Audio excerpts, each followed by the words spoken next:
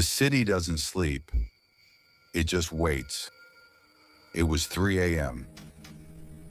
That time of night where the air feels thin, like the world hasn't finished loading yet. I was tired. Not the kind of tired sleep fixes, the kind that settles in your bones. The bathroom door always groans, a low rhythmic protest every time I push it open. The fluorescent light flickered, 1, 2, before settling into a sickly, jaundiced hum. I turned the tap. The water didn't look like water. It looked like gray ribbons spiraling down into a dark throat. I looked into the glass. There I was. Alex. Messy hair, hollow eyes, a black hoodie that felt heavier than usual. I grabbed the brush.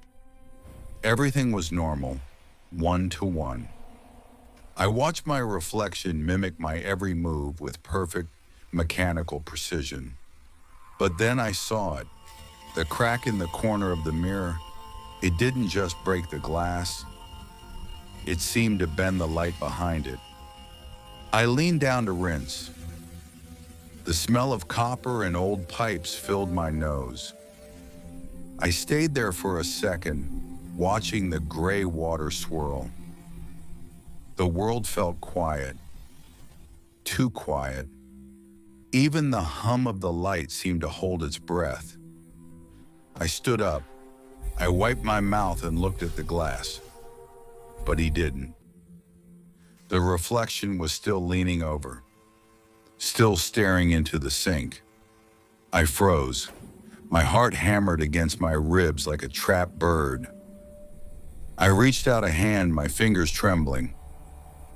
I just wanted to touch the glass. I wanted to prove it was a trick of the light. But when my finger touched the surface, the reflection's hand stayed down, gripping the porcelain until its knuckles turned a bruised, static gray. Then it started to move. It didn't stand up like a person. It rose like a machine, inch by agonizing inch. I heard its neck crack, a dry, snapping sound, like dead branches in a storm. When it finally faced me, the eyes weren't mine anymore.